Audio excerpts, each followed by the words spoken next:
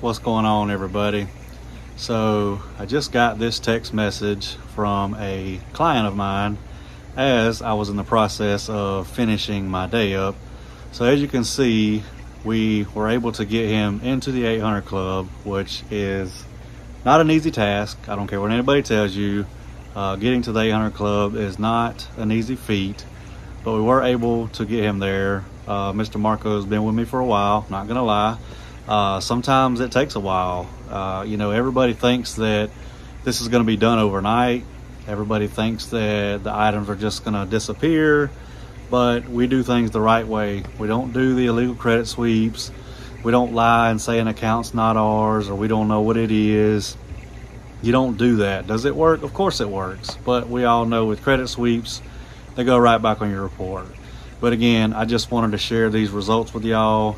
This is a text message that the client sent me just a few minutes ago, so I couldn't wait to share this with y'all.